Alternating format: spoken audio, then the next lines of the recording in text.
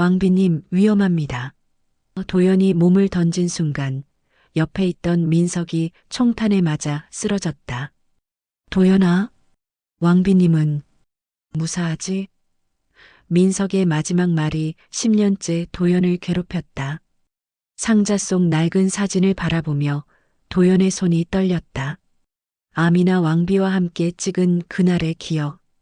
라일라 여사는 아미나 왕비의 여동생입니다.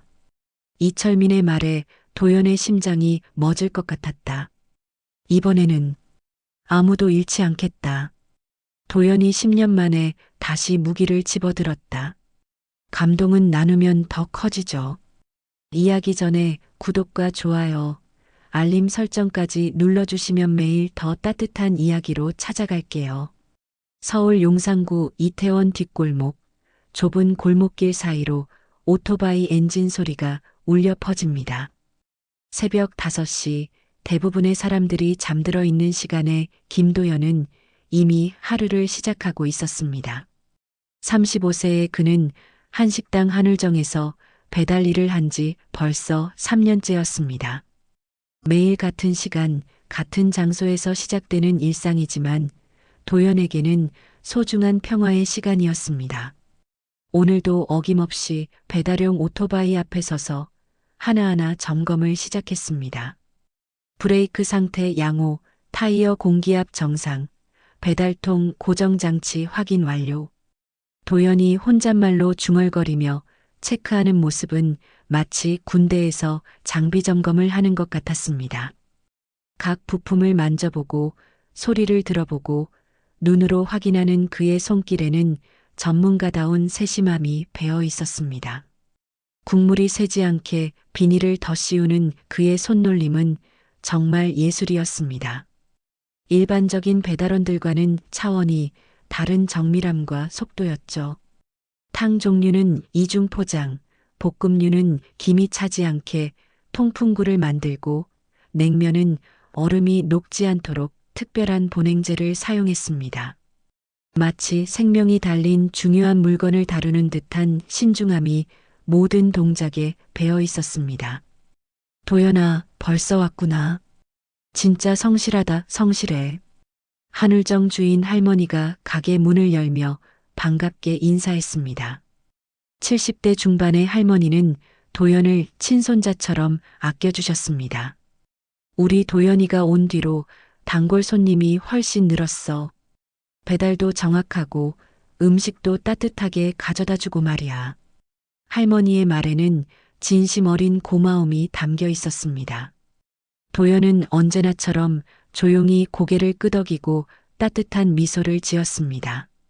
안녕하세요, 할머니. 오늘도 좋은 하루 되세요. 그의 목소리는 차분하고 정중했습니다. 할머니는 도연의 조용한 성품을 좋아했습니다.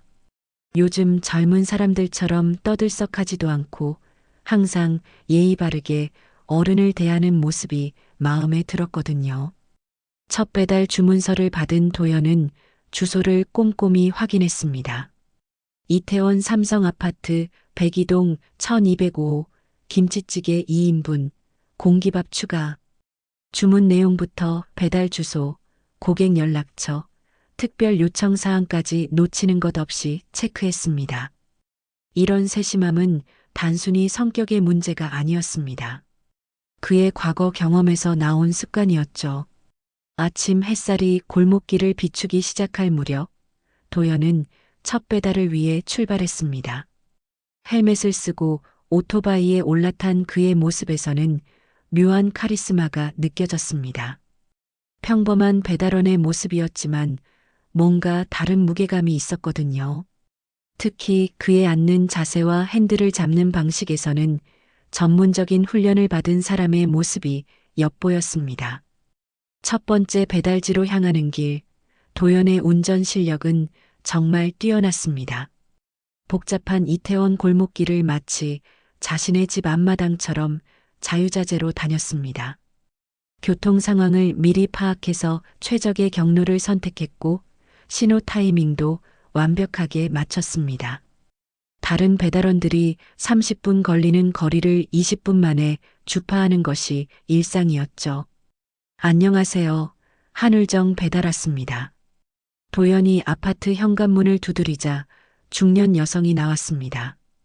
어머, 벌써 오셨어요? 주문한 지 15분밖에 안 됐는데. 여성이 놀라며 시간을 확인했습니다. 도연은 정중하게 인사하며 따뜻한 김이 모락모락 나는 음식을 건네주었습니다. 따뜻하게 드세요. 좋은 하루 되십시오. 두 번째 배달지는 오피스텔 단지였습니다. 이른 아침임에도 불구하고 직장인들이 서둘러 출근 준비를 하는 모습이 보였습니다. 엘리베이터 안에서 도연은 거울에 비친 자신의 모습을 잠깐 바라봤습니다. 깔끔하게 정리된 머리, 단정한 옷차림, 그리고 예리하면서도 온화한 눈빛. 평범한 배달원 치고는 뭔가 특별한 분위기가 있었습니다. 배달 감사합니다. 항상 정시에 와주셔서 고마워요. 20대 직장인이 음식을 받으며 고마워했습니다. 도연은 미소를 지으며 고개를 끄덕였습니다. 이런 따뜻한 인사 한마디 한마디가 그에게는 큰 위안이 되었습니다. 평범한 일상, 평범한 사람들과의 소소한 교류가 그의 마음을 평온하게 만들어 주었거든요. 점심시간이 되자 주문이 폭주하기 시작했습니다. 한울정은 동네에서 소문난 맛집이라 점심때면 항상 바빴습니다. 도연은 효율적으로 경로를 짜서 배달을 다녔습니다. 한 번에 45개 주문을 동시에 배달하면서도 각각의 음식 온도와 품질을 완벽하게 유지했습니다. 이런 체계적인 사고방식과 실행력은 정말 대단했습니다. 저기 한울정 배달하는 분 정말 프로야. 다른 곳은 국물이 새거나 식어서 오는데 저분은 항상 완벽해. 단골 손님들 사이에서 도연에 대한 평가는 최고였습니다. 실제로 그는 동네에서 가장 신뢰받는 배달원이었습니다. 어떤 날씨에도 포기하지 않는 성실함과 완벽한 서비스로 많은 사람들의 마음을 사로잡았거든요. 오후 4시경 잠깐의 여유 시간이 생겼습니다. 도연은 골목 한 구석에서 오토바이를 세우고 담배 한 대를 꺼내 물었습니다. 담배를 피우는 그의 모습에서도 뭔가 특별한 것이 느껴졌습니다. 연기를 내뿜으며 멀리 바라보는 그의 눈빛에는 깊은 사연이 담겨 있었습니다. 마치 과거의 무거운 기억들을 떠올리는 듯한 표정이었죠. 그때 그의 손목에 있는 미세한 흉터가 햇빛에 드러났습니다. 여러 개의 작은 상처들이 세월과 함께 희미해져 있었지만 자세히 보면 분명히 보이는 흔적들이었습니다. 칼에 베인 듯한 상처, 화상을 입은 듯한 자국, 그리고 뭔가에 긁힌 듯한 선들. 이런 흉터들이 단순한 사고로 생긴 것은 아니라는 게 분명했습니다. 저녁 무렵 마지막 배달을 마치고 한울정으로 돌아온 도연은 하루 정산을 했습니다. 오늘도 수고 많았어, 도연아. 집에 가서 푹 쉬어. 할머니가 따뜻하게 말씀하셨습니다. 도연은 정중하게 인사하고 집으로 향했습니다. 하루 종일 달려온 몸이 피곤했지만 오늘도 무사히 하루를 마쳤다는 뿌듯함이 있었습니다. 집으로 가는 길, 도연은 걸음걸이부터 남달랐습니다. 어깨는 곧게 펴고 발걸음은 일정한 박자를 유지하며 시선은 항상 앞을 향했습니다. 이런 자세는 군인들에게서나 볼 수 있는 특징이었습니다. 하지만 동네 사람들은 그저 자세가 바른 청년 정도로만 생각했죠. 원룸에 도착한 도연은 샤워를 하며 하루의 피로를 씻어냈습니다. 거울 앞에 선 그의 몸에는 손목뿐만 아니라 여러 곳에 흉터들이 있었습니다. 어깨, 등, 다리까지. 이런 상처들은 평범한 삶을 살아온 사람에게서는 볼 수 없는 것들이었습니다. 하지만 도연은 이런 과거의 흔적들을 애써 감추며 평범한 일상을 살아가고 있었습니다. 동네 사람들이 알고 있는 김도연은 그저 말수적은 배달 청년이었습니다. 성실하고 친절하지만 자신의 이야기를 잘하지 않는 조용한 청년. 그러나 그들이 알지 못하는 것이 있었습니다. 도연의 모든 행동에 배어 있는 전문성과 위험에 대한 본능적인 감각, 그리고 그의 과거에 숨겨진 특별한 이야기 말입니다. 이틀 후 저녁 한울정에 특별한 주문이 들어왔습니다. 이태원 고급 외교관 아파트, 그곳은 평소보다 배달비가 2배나 나오는 곳이었습니다. 할머니가 주문서를 건네주며 말씀하셨습니다. 도연아, 이번엔 좀 특별한 곳이야. 외교관들이 사는 아파트인데 예의 바르게 해야 해. 도연은 고개를 끄덕이며 주문 내용을 확인했습니다. 갈비탕 3인분과 김치찌개 2인분, 그리고 공기밥 5개였습니다. 비가 부슬부슬 내리는 저녁이었지만 도연은 평소와 다름없이 꼼꼼하게 포장을 했습니다. 국물이 새지 않도록 이중 포장을 하고 밥은 따로 보온 용기에 넣었습니다. 외교관 아파트라고 해서 특별히 더 신경을 쓰는 것은 아니었지만 그는 언제나 최선을 다했습니다. 완벽한 서비스가 그의 신조였거든요. 외교관 아파트는 일반 아파트와는 확연히 달랐습니다. 경비실부터 시작해서 곳곳에 보안 카메라가 설치되어 있었고 출입 절차도 까다로웠습니다. 배달 왔습니다. 도연이 경비실에 말하자 경비원이 신분증을 요구했습니다. 이런 절차는 처음이었지만 도연은 당황하지 않고 차분하게 응했습니다. 오히려 이런 보안 시스템을 보며 뭔가 익숙한 느낌을 받았습니다. 엘리베이터를 타고 15층으로 올라가는 동안 도연은 주변을 자연스럽게 관찰했습니다. 복도의 구조, 비상구의 위치, 감시 카메라의 각도까지 이런 습관은 그에게 자연스럽게 몸에 밴 것이었습니다. 하지만 그 자신도 왜 이런 것들을 확인하는지 깊이 생각해 본 적은 없었습니다. 그냥 습관일 뿐이라고 생각했거든요. 1502호 앞에 도착한 도연은 초인종을 눌렀습니다. 잠시 후 문이 열리며 중동계 남성이 나타났습니다. 40대 중반쯤 되어 보이는 그 남성은 값비싼 정장을 입고 있었고 손목에는 고급 시계를 차고 있었습니다. 한울정 배달 왔습니다. 도연이 정중하게 인사하자 남성은 도연을 위아래로 훑어보며 말했습니다. 아, 그래. 들어와. 남성의 이름은 하킴 알라시드였습니다. 중동 어느 나라의 외교관이었죠. 도연이 음식을 거실 테이블에 내려놓는 동안 하킴은 계속해서 불편한 시선을 보냈습니다. 이 음식이 얼마야? 하킴이 물었습니다. 총 45,000원입니다. 도연이 대답하자 하킴은 코웃음을 쳤습니다. 45,000원? 우리나라에서는 이런 음식이 $1도 안 해. 도연은 묵묵히 영수증을 꺼내며 말했습니다. 계산은 카드로 하시겠습니까? 현금으로 하시겠습니까? 하킴은 지갑에서 5만 원을 꺼내 던지듯 테이블에 놓았습니다. 거스름 돈은 팁이야. 고마워해야 할 거 아니야?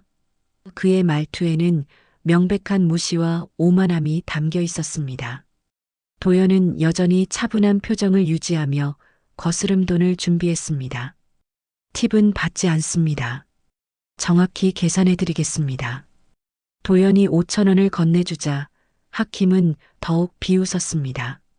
정말 우스꽝스럽네. 이 늙은 오토바이로 배달하는 주제에 무슨 자존심이야? 하킴이 창문을 가리키며 말했습니다. 저 오토바이 말이야. 우리나라에서는 저런 건 쓰레기통에나 버려.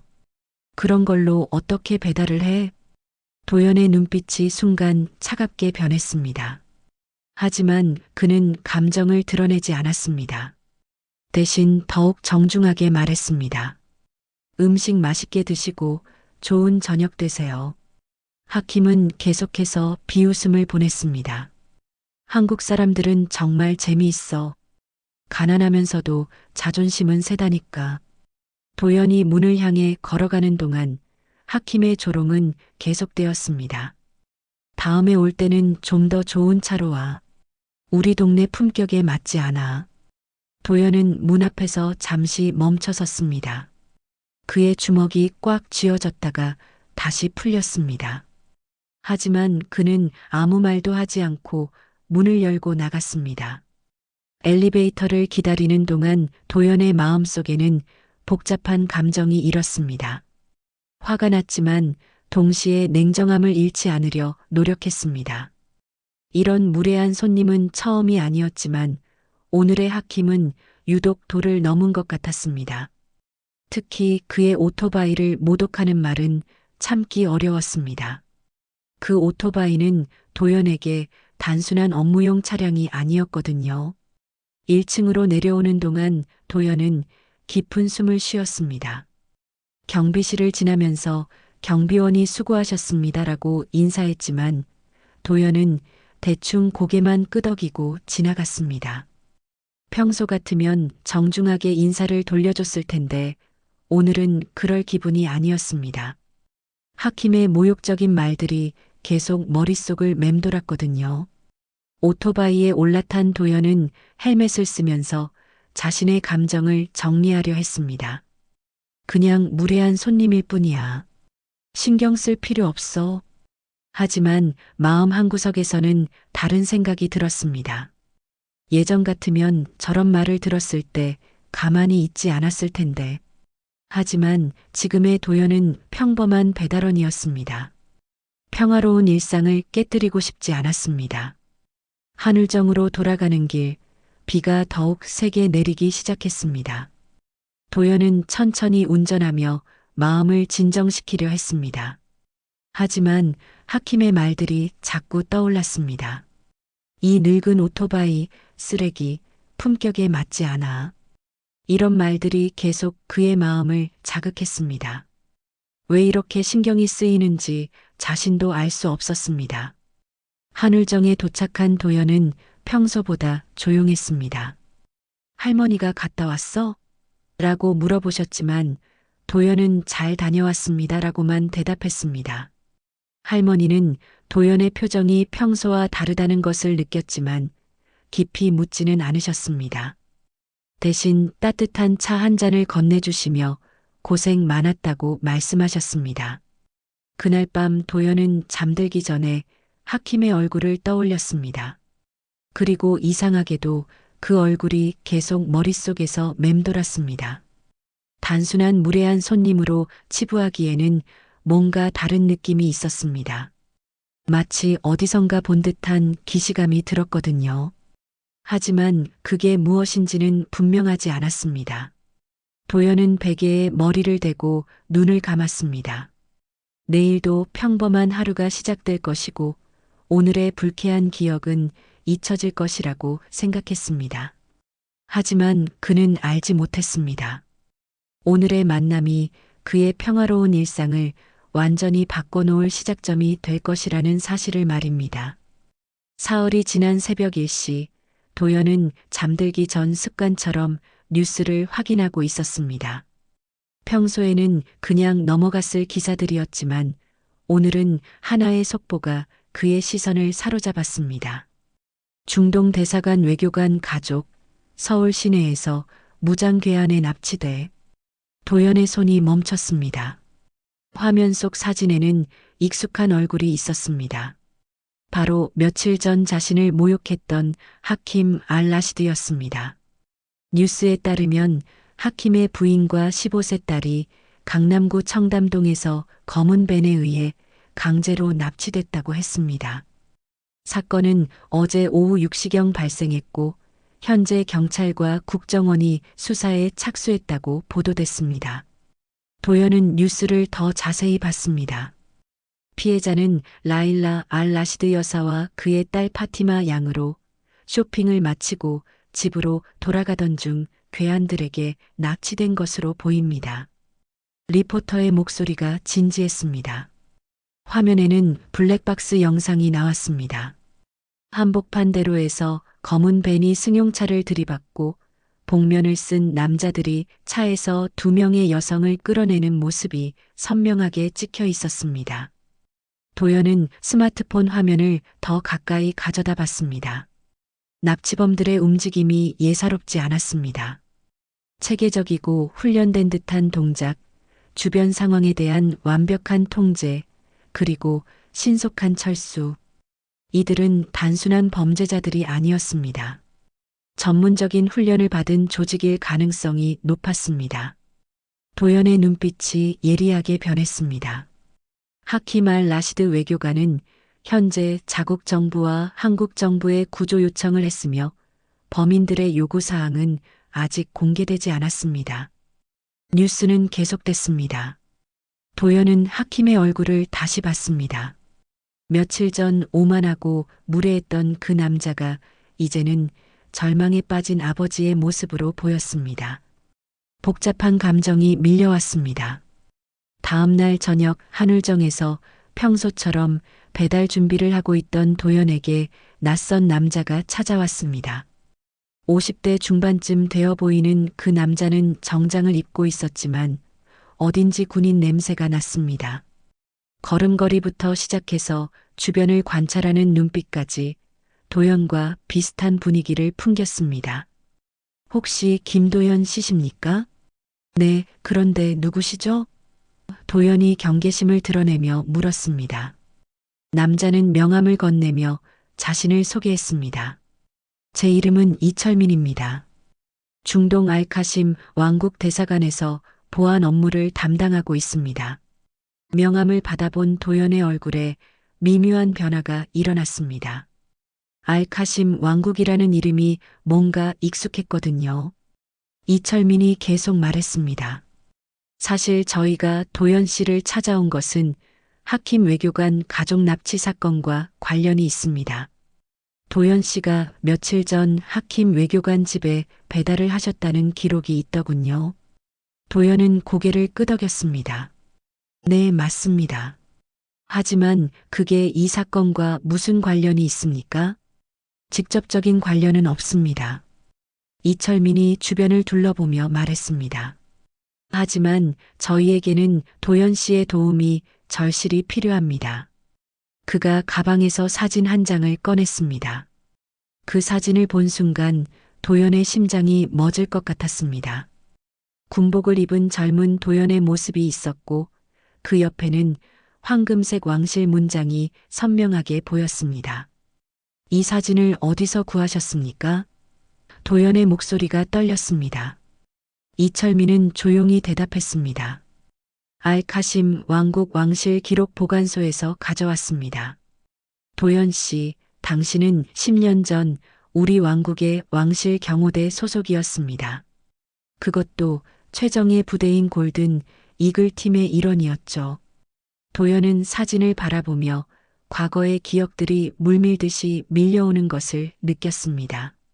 사막의 뜨거운 태양, 왕궁의 웅장한 기둥들, 그리고 동료들의 얼굴들. 하지만 동시에 그날 밤의 악몽도 떠올랐습니다. 총성, 피, 그리고 자신 때문에 죽어간 동료의 마지막 모습까지. 그때 일은 잊고 싶습니다. 도연이 사진을 돌려주며 말했습니다. 저는 이제 평범한 배달원일 뿐입니다. 하지만 이철민은 포기하지 않았습니다. 도연 씨, 당신이 아니면 그들을 구할 사람이 없습니다. 당신은 그 나라의 지리를 알고 언어도 할 수 있으며 무엇보다 그들의 작전 방식을 이해합니다. 제가 왜 그들을 구해야 합니까? 도연이 냉정하게 물었습니다. 하킴은 며칠 전 저를 모욕했습니다. 저에게 그를 도와야 할 이유는 없습니다. 이철민은 잠시 망설이다가 또 다른 사진을 꺼냈습니다. 이번에는 아름다운 중년 여성과 어린 소녀의 사진이었습니다. 라일라 여사와 파티마 양입니다. 이철민의 목소리가 무거워졌습니다. 라일라 여사는 10년 전 당신이 목숨을 걸고 구해낸 아미나 왕비의 여동생입니다. 그리고 파티마 양은 아직 15살밖에 안 된 아이입니다. 도연의 표정이 굳어졌습니다. 아미나 왕비의 이름을 듣는 순간 그날의 기억이 생생하게 되살아났습니다. 10년 전 그날 도연은 왕비를 노린 암살자의 총탄을 막아냈습니다. 하지만 그 과정에서 동료 한 명이 목숨을 잃었습니다. 도연은 그 일로 인한 죄책감을 견디지 못해 경호대를 그만두고 한국으로 돌아왔던 것입니다. 그런데 이제 그 왕비의 가족이 위험에 처했다는 것입니다. 범인들이 누구인지 아십니까? 도연이 물었습니다. 이철민이 고개를 저었습니다. 아직 확실하지 않습니다. 하지만 왕실과 관련된 정치적 복수일 가능성이 높습니다. 그들의 수법을 보면 일반적인 납치범이 아닙니다. 전문적인 훈련을 받은 조직으로 보입니다. 도연은 잠시 침묵했습니다. 마음 한편으로는 하킴에 대한 불쾌한 기억이 있었지만 다른 한편으로는 무고한 여성과 아이가 위험에 처해 있다는 사실이 그를 괴롭혔습니다. 특히 그들이 아미나 왕비의 가족이라는 것을 알고 나니 더욱 복잡한 심정이었습니다. 시간이 없습니다. 이철민이 다급하게 말했습니다. 범인들이 언제 요구사항을 제시할지 모르고 그때까지 그들이 안전할지도 확실하지 않습니다. 경찰과 국정원은 외교적 문제 때문에 제대로 움직이지 못하고 있습니다. 당신만이 그들을 구할 수 있습니다. 도연은 한울정 할머니를 바라봤습니다. 할머니는 멀리서 걱정스러운 눈빛으로 이쪽을 보고 계셨습니다. 평화로운 일상, 따뜻한 사람들, 그리고 조용한 삶. 이 모든 것을 포기하고 다시 그 위험한 세계로 돌아가야 하는 건지 고민이 됐습니다. 그날 밤 도연은 원룸에 돌아와 서랍 깊숙이 숨겨둔 낡은 상자를 꺼냈습니다. 먼지가 쌓인 상자를 열자 10년 전의 기억들이 쏟아져 나왔습니다. 왕실 경호대 배지, 훈장들, 그리고 동료들과 찍은 사진들. 하지만 그 중에서도 가장 눈에 띄는 것은 아미나 왕비와 함께 찍은 사진이었습니다. 사진 속 아미나 왕비는 우아하고 아름다웠습니다.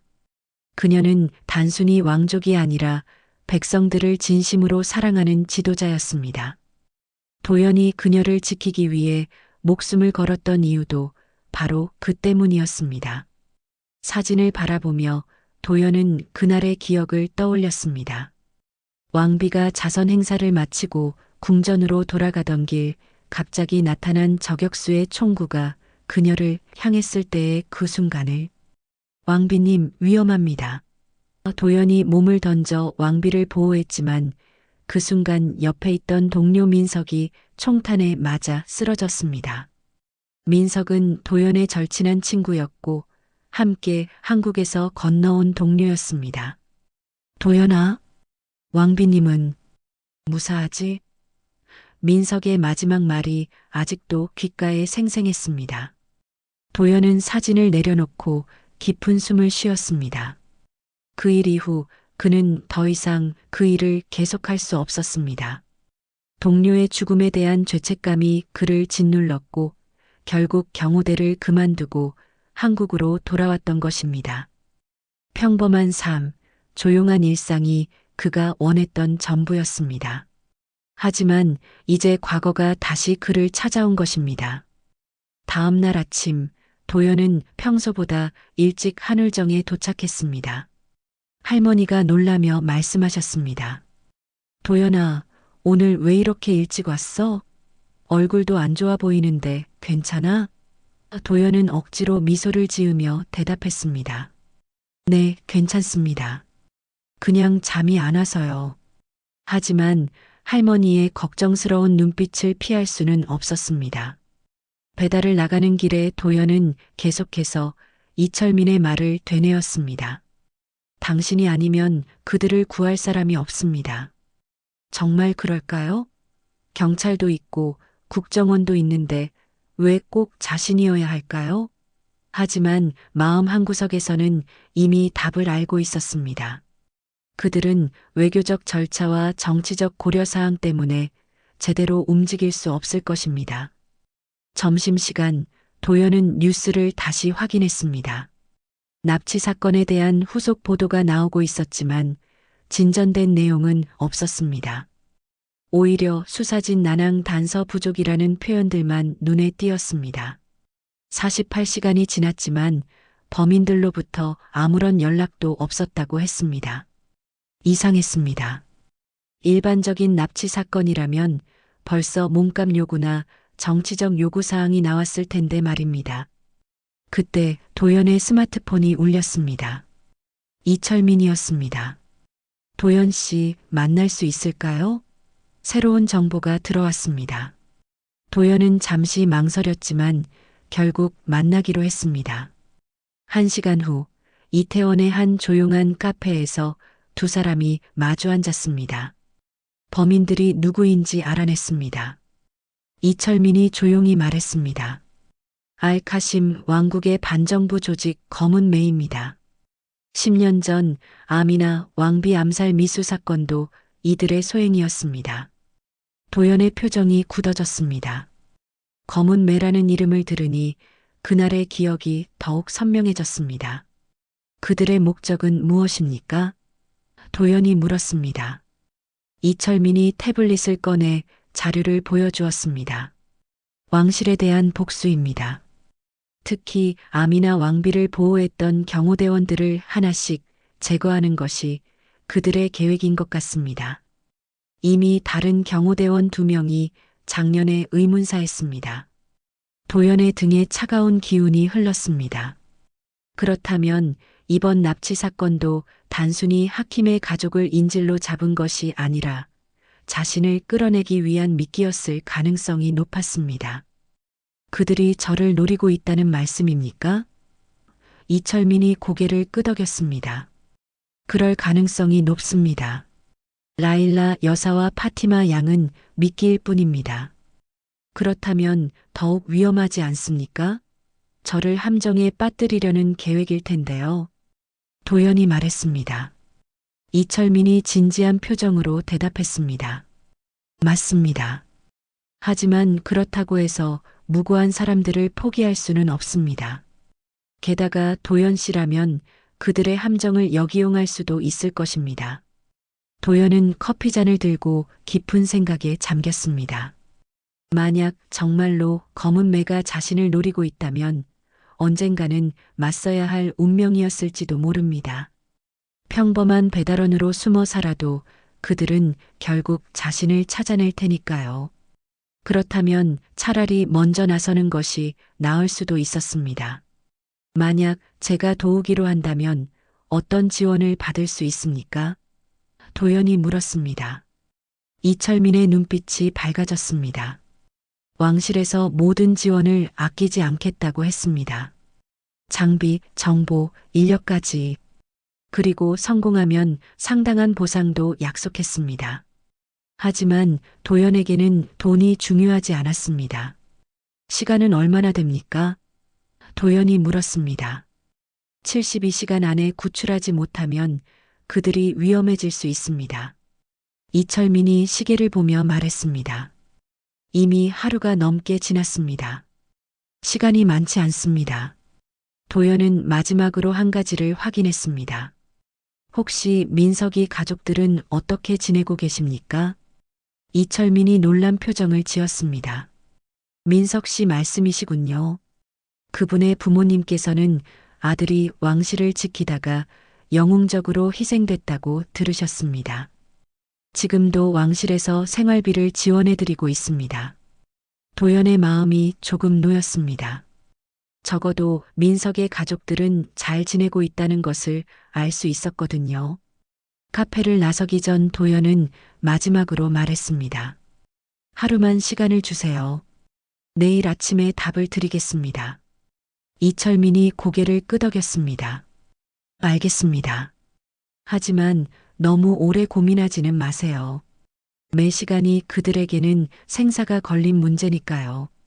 그날 저녁 도연은 한울정에서 마지막 배달을 마치고 할머니께 말씀드렸습니다. 할머니, 며칠 쉬어야 할 것 같습니다. 할머니가 걱정스러운 표정으로 물으셨습니다. 왜? 몸이 아파? 도연은 거짓말을 할 수 없어서 솔직하게 말했습니다.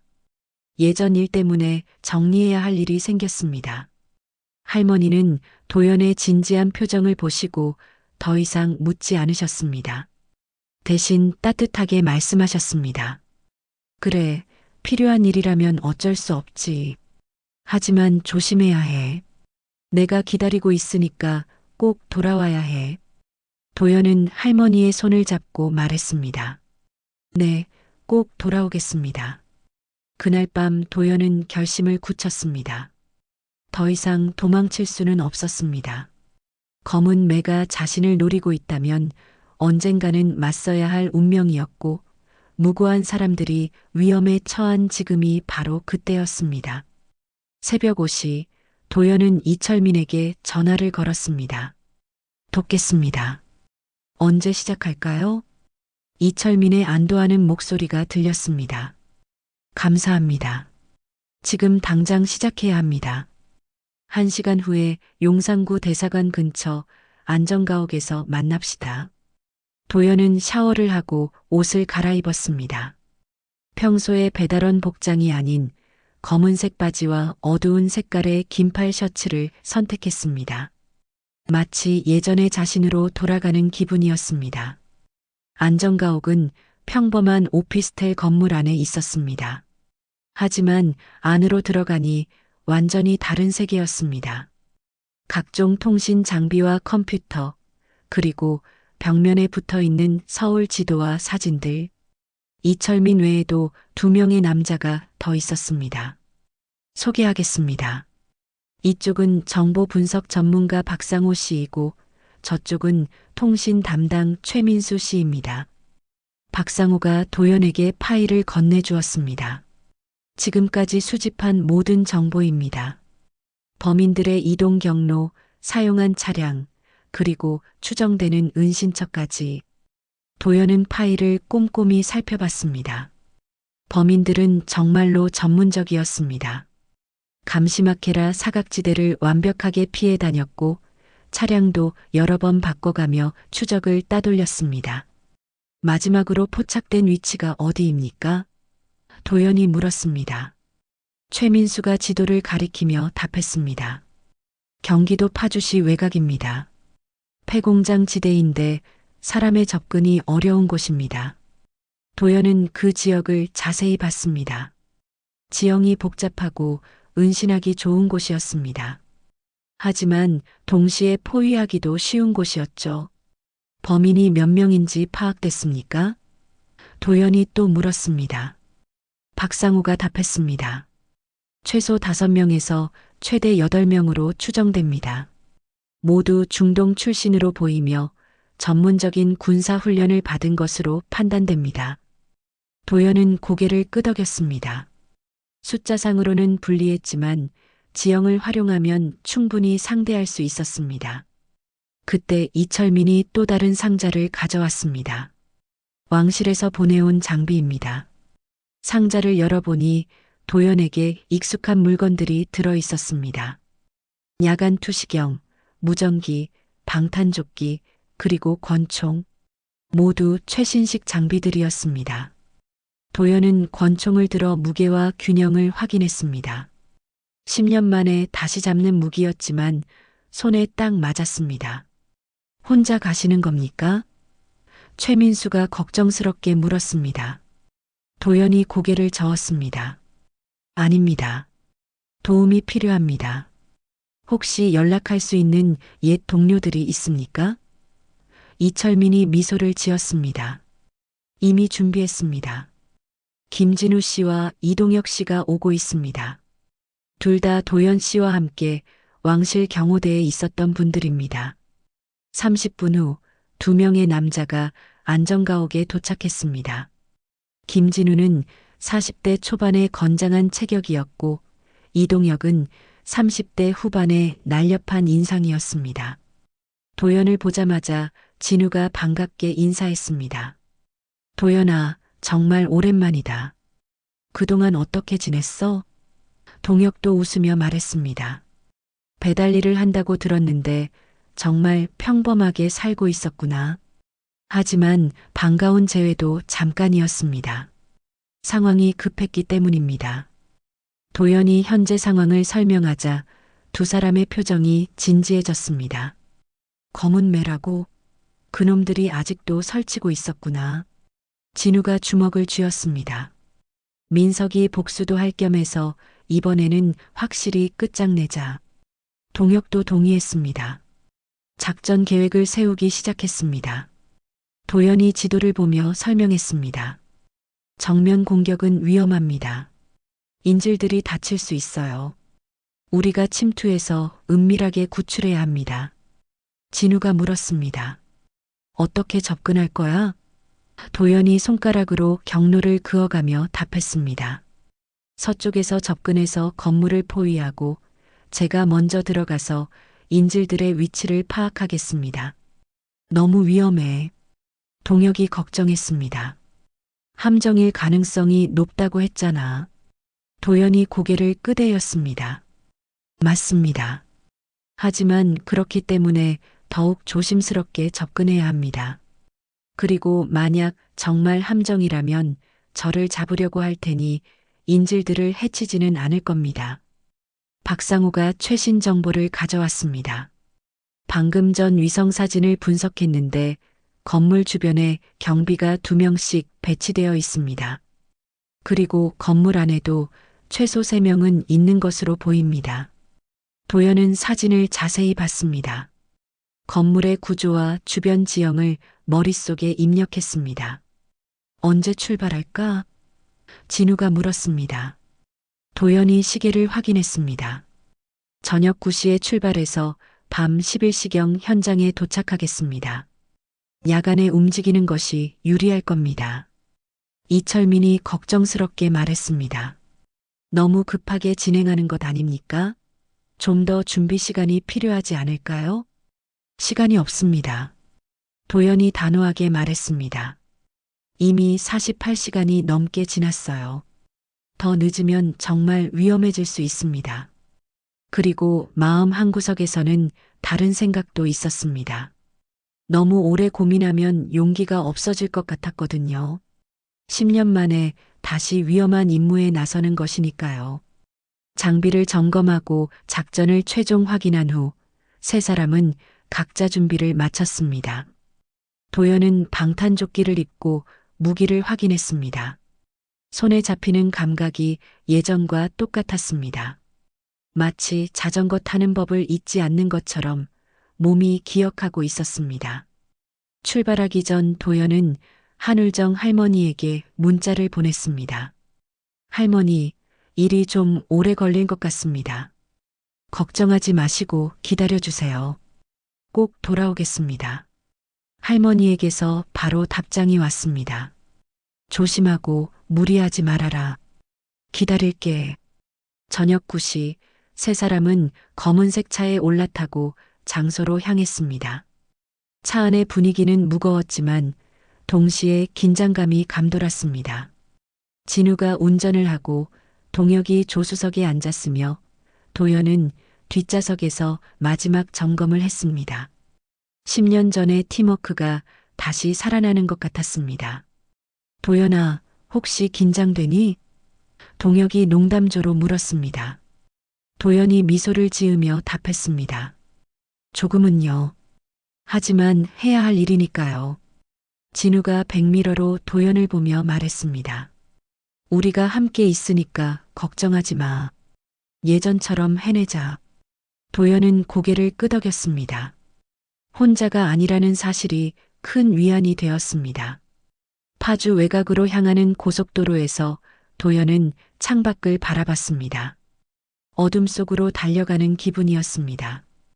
평범한 배달원에서 다시 전사로 변신하는 순간이었습니다. 과연 자신이 10년 전의 실력을 되찾을 수 있을까요? 그리고 이번에는 동료를 잃지 않고 임무를 완수할 수 있을까요? 밤 11시 파주 외곽의 폐공장 지대에 도착한 세 사람은 차에서 내려 주변을 살폈습니다.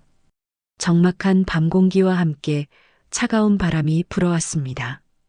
멀리서 목표 건물이 보였습니다. 3층짜리 낡은 공장 건물이었는데 1층에만 희미한 불빛이 새어나오고 있었습니다. 도연은 야간 투시경을 들고 건물을 자세히 관찰했습니다. 경비 2명이 건물 앞에서 순찰하고 있습니다. 도연이 조용히 말했습니다. 움직임을 보니 훈련받은 사람들이 많네요. 진우가 옆에서 망원경으로 확인했습니다. 뒤쪽에도 한 명이 더 있어.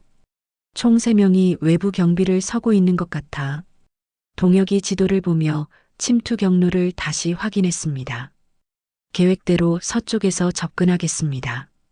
도연이 말했습니다. 진우 형은 북쪽, 동혁이는 남쪽에서 대기해 주세요. 제가 신호를 보내면 동시에 움직이겠습니다. 2 사람이 고개를 끄덕였습니다. 진우가 도연의 어깨를 툭 쳤습니다. 조심해. 혼자 들어가는 거니까 무리하지 말고. 동혁도 걱정스럽게 말했습니다. 뭔가 이상하면 바로 빠져나와. 3 사람은 각자의 위치로 이동했습니다. 도연은 서쪽 숲길을 통해 조용히 건물에 접근했습니다. 발걸음 소리가 나지 않도록 주의하며 나뭇가지가 부러지는 소리도 최대한 피했습니다. 10년 만에 하는 잠입 작전이었지만 몸이 자연스럽게 움직였습니다. 마치 어제 했던 일처럼 익숙했습니다. 건물 50m 지점까지 접근한 도연은 잠시 멈춰 상황을 재확인했습니다. 앞쪽 경비 2명은 건물 정면을 지키고 있었고 뒤쪽 경비 1명은 후문 근처에서 담배를 피우고 있었습니다. 도연은 무전기로 동료들에게 상황을 전달했습니다. 타겟 3명 확인. 정면 2, 후면 1. 5분 후 진입 시작. 건물 측면에는 비상 계단이 있었습니다. 도연은 그쪽으로 조용히 이동했습니다. 계단은 녹이 슬어서 삐걱거릴 위험이 있었지만 다른 선택의 여지가 없었습니다. 한 발 한 발 조심스럽게 올라가며 각 층의 창문을 확인했습니다. 2층과 3층은 완전히 어두웠고 1층에만 불빛이 있었습니다. 2층 창문 중 하나가 살짝 열려 있었습니다. 도연은 그곳을 통해 건물 안으로 들어갔습니다. 내부는 예상대로 낡고 먼지투성이었습니다. 바닥에는 공장에서 쓰던 기계들이 방치되어 있었고 곳곳에 거미줄이 쳐져 있었습니다. 도연은 권총을 꺼내 들고 조심스럽게 움직였습니다. 1층에서 목소리가 들렸습니다. 아랍어였습니다. 도연은 10년 전 왕실 경호대 시절 배운 아랍어로 대화 내용을 이해할 수 있었습니다. 언제까지 기다려야 하는 거야? 곧 연락이 올 거다. 조금만 참아. 범인들은 뭔가를 기다리고 있는 것 같았습니다. 아마도 도연이 나타나기를 기다리는 것일 테죠. 계단을 조심스럽게 내려가며 도연은 1층 구조를 파악했습니다. 큰 홀과 여러 개의 작은 방들이 있었습니다. 목소리는 홀 쪽에서 나고 있었습니다. 도연은 벽을 따라 이동하며 상황을 정찰했습니다. 모퉁이에서 조심스럽게 고개를 내밀어 보니 5명의 남자가 테이블 주위에 앉아 있었습니다. 그들 중 1명이 분명히 리더로 보였습니다. 40대 중반의 수염을 기른 남자였는데 다른 사람들이 그에게 보고하는 모습이었습니다. 김도연이 나타나면 바로 신호해. 그 전에는 인질들을 건드리지 마. 리더의 말을 들으니 확실해졌습니다. 이 모든 것이 도연을 위한 함정이었던 것입니다. 하지만 인질들은 어디에 있을까요? 도연은 주변을 더 살펴봤습니다. 홀 한쪽에 문이 하나 더 있었는데 그곳에서 희미한 신음소리가 들렸습니다. 틀림없이 라일라 여사와 파티마 양이 그곳에 있을 것입니다. 하지만 그곳까지 가려면 범인들에게 들키지 않고 지나가야 했습니다. 도연은 무전기를 아주 조용히 켜서 동료들에게 상황을 전달했습니다. 건물 내부 침투 완료. 범인 5명 확인. 인질은 1층 동쪽 방에 있는 것으로 추정. 3분 후 작전 개시. 진우와 동혁으로부터 확인 신호가 왔습니다. 이제 정말로 시작이었습니다. 그때 갑자기 리더가 일어났습니다. 뭔가 이상해. 너무 조용하다. 그가 부하들에게 손짓을 했습니다. 밖을 한 번 더 확인해봐. 혹시 누가 온 것 같지 않아? 2명의 부하가 총을 들고 밖으로 나갔습니다. 도연의 심장이 빨리 뛰기 시작했습니다. 계획이 틀어질 수도 있는 상황이었습니다. 하지만 이것은 기회이기도 했습니다. 범인들이 분산되면 그만큼 상대하기 쉬워지니까요. 도연은 재빨리 동료들에게 상황 변화를 알렸습니다. 범인 2명 외부로 이동, 내부에 3명 남음. 지금 시작하겠습니다. 그리고 조용히 인질이 있는 방으로 이동하기 시작했습니다.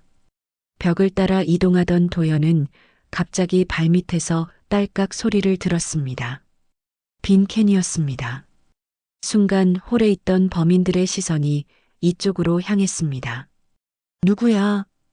리더가 소리쳤습니다. 도연은 더 이상 숨을 수 없다는 것을 깨달았습니다. 은밀한 침투는 실패했습니다. 이제는 정면 대결뿐이었습니다. 김도연이다. 도연이 큰 소리로 외쳤습니다. 내가 왔으니 인질들을 풀어줘. 리더가 비웃으며 답했습니다. 드디어 나타났군. 오랫동안 기다렸다. 그가 부하들에게 신호를 보냈습니다. 포위해. 생포해야 해. 도연은 기둥 뒤로 몸을 숨기며 권총을 준비했습니다.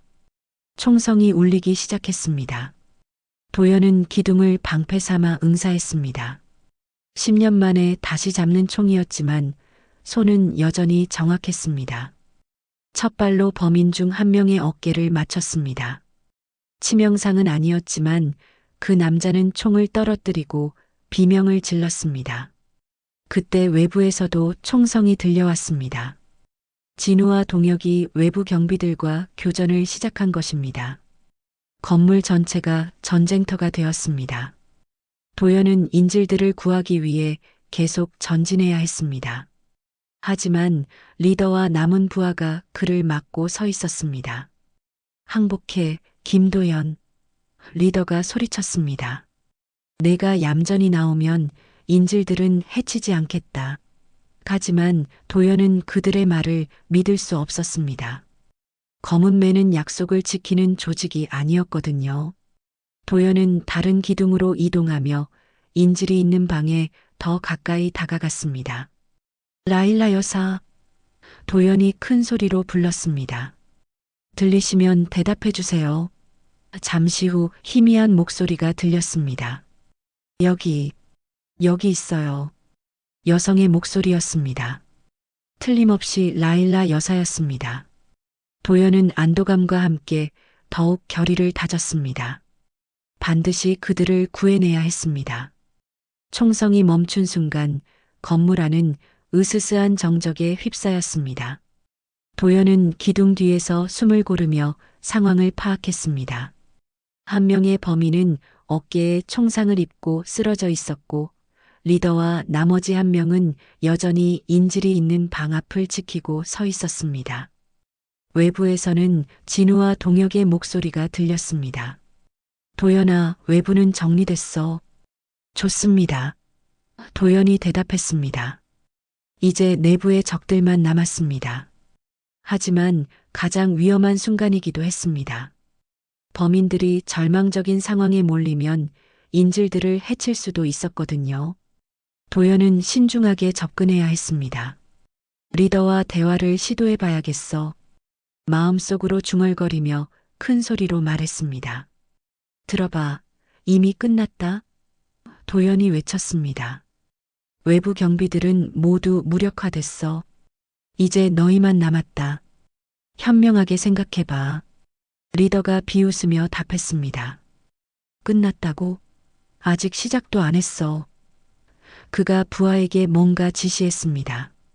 부하가 인질이 있는 방으로 들어갔고 곧 여성의 비명소리가 들렸습니다. 파티마. 라일라 여사의 절규하는 목소리가 들렸습니다. 도연의 가슴이 철렁 내려앉았습니다. 범인들이 정말로 인질들을 해치기 시작한 것입니다. 그만해. 도연이 소리쳤습니다. 인질들은 무고한 사람들이야. 하지만 리더는 냉소적으로 웃었습니다. 무고하다고? 왕실 가족이 무고하다고? 그때 방 안에서 어린 소녀의 목소리가 들렸습니다.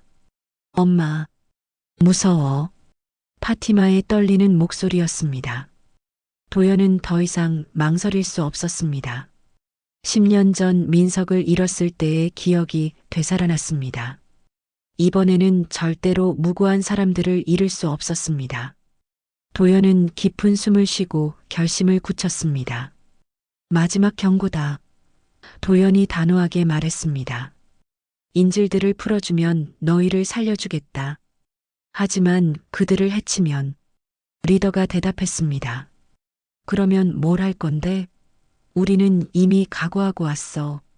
왕실에 대한 복수를 위해서라면 목숨쯤은. 협상은 실패였습니다. 이제는 강행 돌파만이 남았습니다. 도연은 연막탄을 꺼내 들었습니다. 왕실에서 지급한 장비 중 하나였습니다. 진우 형, 동혁아. 무전기로 외쳤습니다. 지금부터 건물로 들어와. 연막탄 투하 후 3초 뒤에 진입한다. 도연은 연막탄의 안전핀을 뽑고 홀 중앙으로 던졌습니다. 곧 하얀 연기가 건물 안을 가득 채웠습니다. 연기가 퍼지는 순간 도연은 움직였습니다. 야간 투시경 덕분에 연기 속에서도 시야가 확보됐습니다. 리더와 부하는 당황해서 이리저리 총을 쏘기 시작했지만 도연의 위치를 정확히 파악하지 못했습니다. 도연은 뱀처럼 몸을 낮추고 인질이 있는 방으로 접근했습니다. 방 입구에 도달한 도연은 안쪽 상황을 확인했습니다. 라일라 여사와 파티마 양이 의자에 묶여 있었고 한 명의 범인이 그들을 지키고 있었습니다. 범인은 연기 때문에 혼란스러워하며 문 쪽을 경계하고 있었습니다. 도연은 재빨리 계산했습니다. 한 번의 기회뿐이었습니다. 도연이 방 안으로 뛰어들었습니다. 범인이 총을 돌리려는 순간 도연의 주먹이 그의 턱을 강타했습니다. 10년간 갈고 닦은 근접 격투 실력이 발휘되는 순간이었습니다. 범인은 의식을 잃고 바닥에 쓰러졌습니다. 도연은 즉시 인질들에게 달려갔습니다. 라일라 여사, 괜찮으시죠? 도연이 밧줄을 끊으며 물었습니다. 라일라 여사는 눈물을 흘리며 고개를 끄덕였습니다. 감사합니다. 정말 감사합니다. 파티마 양도 해방되자 어머니 품에 안겨 울기 시작했습니다. 하지만 아직 안전한 것은 아니었습니다. 리더와 나머지 부하가 여전히 건물 안에 있었거든요. 여기서 나가시면 안 됩니다. 도연이 말했습니다. 제가 나머지 범인들을 처리할 때까지 여기서 숨어 계세요. 라일라 여사가 도연의 손을 잡았습니다. 당신이 누구인지 알겠어요. 10년 전 우리 언니를 구해준 그 경호원이시죠? 도연이 놀란 표정을 지었습니다. 어떻게? 언니가 자주 얘기했어요. 자신의 목숨을 구해준 한국인 경호원에 대해서. 라일라 여사의 목소리에 감사함이 묻어났습니다. 그때도 그랬지만 이번에도 우리를 구하러 와주셨군요. 도연은 복잡한 감정을 느꼈습니다. 그는 단지 의무감으로 온 것이라고 생각했는데 이들에게는 특별한 의미였던 것입니다. 그때 밖에서 진우의 목소리가 들렸습니다. 도연아, 리더가 도망치려 해. 도연은 즉시 일어났습니다. 여기서 절대 나오지 마세요. 라일라 여사와 파티마에게 당부하고 방을 나섰습니다. 연기가 조금씩 거치기 시작했고 리더가 후문으로 향하는 모습이 보였습니다. 거기서 도연이 외쳤습니다. 리더가 뒤돌아보며 총을 겨눴습니다. 김도연, 너 때문에 우리 계획이 망가졌어. 그가 방아쇠를 당겼지만 총알은 도연 옆으로 빗나갔습니다. 도연은 옆으로 굴러 엄폐물 뒤로 숨었습니다. 리더는 계속해서 총을 쏘며 후퇴했습니다. 10년 전 일을 아직도 잊지 못했구나. 리더가 소리쳤습니다. 내가 아미나 왕비를 구하지 않았다면 우리 혁명은 성공했을 것이야. 도연이 답했습니다. 혁명이라고? 무고한 사람들을 죽이는 게 혁명이야? 리더가 분노에 차서 외쳤습니다. 왕실은 우리 민족의 적이야. 그들을 없애는 것이 정의다. 진우와 동혁이 후문을 막고 있었습니다. 리더는 완전히 포위된 상황이었습니다. 하지만 그는 포기하지 않았습니다. 차라리 죽는 게 낫겠어. 그가 마지막 수류탄을 꺼내들었습니다. 안전핀을 뽑으려는 순간 도연이 뛰어들었습니다. 두 사람이 바닥에서 뒤엉켜 싸우기 시작했습니다. 격투는 치열했습니다. 리더도 전문적인 훈련을 받은 사람이었지만 도연의 경험과 기술이 더 뛰어났습니다. 마침내 도연이 리더의 손목을 비틀어 수류탄을 떨어뜨렸습니다. 그리고 마지막 일격으로 리더를 기절시켰습니다. 모든 것이 끝났습니다. 끝났다. 도연이 숨을 고르며 중얼거렸습니다. 진우와 동혁이 달려와서 도연을 부축했습니다. 괜찮아? 동혁이 물었습니다. 도연은 고개를 끄덕였습니다. 인질들은 안전합니다. 그때 라일라 여사와 파티마 양이 방에서 나왔습니다. 모녀는 서로를 꼭 안고 울었습니다. 정말 감사합니다. 라일라 여사가 도연에게 다가와 말했습니다. 당신이 아니었다면 도연이 겸손하게 답했습니다. 당연한 일을 했을 뿐입니다. 하지만 마음속으로는 안도감이 밀려왔습니다. 이번에는 아무도 잃지 않았습니다. 민석에 대한 죄책감도 조금은 덜어진 것 같았습니다. 일주일 후 도연은 다시 한울정에서 평범한 배달 일을 하고 있었습니다. 하지만 이번에는 뭔가 달랐습니다. 동네 사람들이 그를 보는 시선이 예전과는 달랐거든요.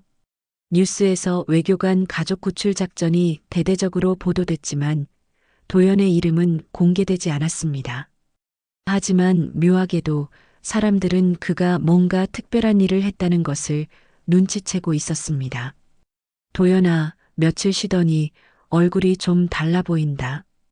한울정 할머니가 배달통을 건네주시며 말씀하셨습니다. 뭔가 후련해 보여. 좋은 일이라도 있었어? 도연은 미소를 지으며 답했습니다. 네, 할머니. 오랫동안 마음에 걸렸던 일을 해결했어요. 할머니는 더 자세히 묻지 않으셨지만 흐뭇한 표정으로 도연을 바라보셨습니다. 첫 번째 배달지로 향하는 길, 도연은 예전과는 다른 기분이었습니다. 여전히 같은 골목길이고 같은 오토바이였지만 마음이 한결 가벼웠습니다. 10년간 가슴속에 묻어두었던 죄책감이 조금씩 사라지고 있었거든요. 민석에 대한 미안함은 여전했지만 이번에 무고한 사람들을 구해냄으로써 어느 정도 속죄가 된 것 같았습니다. 점심시간 도연은 이태원 거리를 지나가다가 익숙한 차량을 발견했습니다. 알카심 왕국 대사관 차량이었습니다. 차에서 내린 사람은 하킴 알라시드였습니다.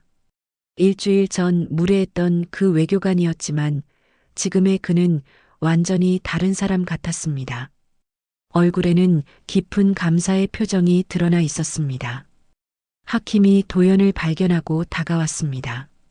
도연 씨, 그의 목소리에는 부끄러움과 감사가 뒤섞여 있었습니다. 제가 정말 죄송합니다. 그리고 감사합니다. 도연은 차분하게 답했습니다. 괜찮습니다. 가족들이 무사해서 다행입니다. 하킴의 눈에 눈물이 맺혔습니다. 당신이 아니었다면 제 가족은 과거 일은 잊어버리세요. 도연이 말했습니다. 중요한 건 앞으로입니다. 하킴이 깊게 고개를 숙였습니다. 앞으로는 절대로 그런 무례한 행동을 하지 않겠습니다. 당신께 진심으로 사과드립니다. 도연은 그의 진심을 느낄 수 있었습니다. 사람은 정말 변할 수 있다는 것을 깨달았습니다. 그날 저녁 도연은 특별한 손님을 맞았습니다. 이철민과 함께 라일라 여사와 파티마 양이 한울정을 찾아왔던 것입니다. 할머니는 깜짝 놀라셨지만 도연이 설명드리자 흔쾌히 맞아주셨습니다. 우리 도연이가 좋은 일을 했구나. 자랑스럽다. 할머니의 말씀에 도연은 얼굴이 빨개졌습니다. 정말 맛있어요. 파티마 양이 김치찌개를 먹으며 환하게 웃었습니다. 일주일 전 무서워하던 그 아이의 모습은 온데간데 없었습니다. 라일라 여사도 한국 음식이 이렇게 맛있는 줄 몰랐어요라며 칭찬했습니다. 할머니는 무척 기뻐하시며 더 많은 음식을 가져다 주셨습니다. 식사를 마친 후 이철민이 도연에게 봉투 하나를 건넸습니다. 왕실에서 보내신 사례금입니다. 도연은 봉투를 돌려주며 말했습니다. 필요 없습니다. 당연한 일을 했을 뿐이에요. 하지만 라일라 여사가 말했습니다. 받아주세요. 이건 단순한 사례금이 아니라 왕실의 감사 표시입니다. 이철민이 덧붙였습니다. 그리고 왕실에서 다시 경호대로 돌아와 달라는 정식 요청도 있습니다. 최고 대우를 보장한다고 하셨습니다. 도연은 잠시 망설였습니다. 분명히 매력적인 제안이었습니다. 하지만 그는 이미 마음을 정하고 있었습니다. 감사하지만 거절하겠습니다. 저는 여기서 평범하게 살고 싶어요. 파티마 양이 도연에게 다가와서 작은 편지를 건넸습니다. 제가 쓴 편지예요. 나중에 읽어주세요. 도연이 편지를 받으며 미소 지었습니다. 고마워, 파티마. 건강하게 잘 자라야 해. 아이는 수줍게 웃으며 어머니 뒤로 숨었습니다. 이런 순수한 모습을 보니 도연은 자신이 한 일이 정말 가치 있었다고 느꼈습니다. 손님들이 떠난 후 할머니가 도연에게 말씀하셨습니다. 도연아, 할머니가 봐도 넌 평범한 사람이 아니야. 하지만 여기서 평범하게 살고 싶다면 내가 도와줄게. 도연은 할머니의 따뜻한 마음에 감동했습니다. 고맙습니다, 할머니. 앞으로도 잘 부탁드려요. 그날 밤 도연은 파티마가 준 편지를 읽었습니다. 서툰 한국어로 쓰여진 편지였지만 진심이 담겨 있었습니다. 도연 아저씨, 정말 고마워요. 아저씨 덕분에 엄마와 함께 있을 수 있어요. 저는 커서 아저씨처럼 착한 사람이 되고 싶어요. 도연은 편지를 읽으며 미소를 지었습니다. 며칠 후 도연은 진우와 동혁을 만났습니다. 세 사람은 민석의 묘소를 찾았습니다. 10년 만에 찾은 친구의 무덤 앞에서 도연은 긴 침묵을 지켰습니다. 민석아, 미안했어. 10년 동안 너한테 제대로 인사도 못했네. 진우와 동혁도 함께 묵념했습니다. 이번 일로 조금은 마음이 편해졌어. 내가 지키려 했던 사람들을 우리가 계속 지켜갈게. 한 달 후 도연의 일상은 완전히 자리 잡았습니다. 여전히 한울정에서 배달 일을 했지만 이제는 진정으로 평화로웠습니다. 과거의 무거운 짐을 내려놓고 현재에 충실하게 살아가고 있었습니다. 동네 사람들도 그를 진정한 이웃으로 받아들였고 할머니는 친손자처럼 아껴주셨습니다. 어느 날 저녁 도연은 배달을 마치고 골목에서 하늘을 올려다봤습니다. 별이 유난히 밝게 빛나고 있었습니다.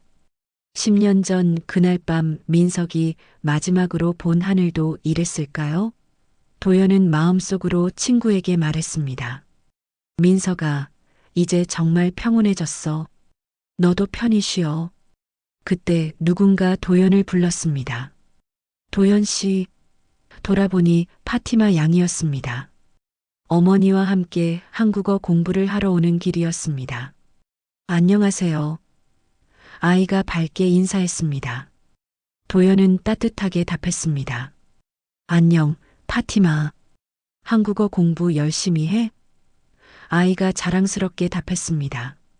네, 이제 한국말 잘해요. 라일라 여사가 도연에게 말했습니다. 파티마가 자주 도연 씨 얘기를 해요. 커서 도연 씨처럼 사람들을 도와주고 싶다고요. 도연은 기분이 좋았습니다. 자신의 행동이 어린아이에게 좋은 영향을 준다는 것이 뿌듯했거든요. 파티마, 착한 마음 잃지 말고 건강하게 자라렴. 그날 밤 도연은 일기를 썼습니다. 오늘도 평범하고 소중한 하루였다. 과거의 아픈 기억들이 완전히 사라진 것은 아니지만 이제는 그것들과 함께 살아갈 수 있을 것 같다.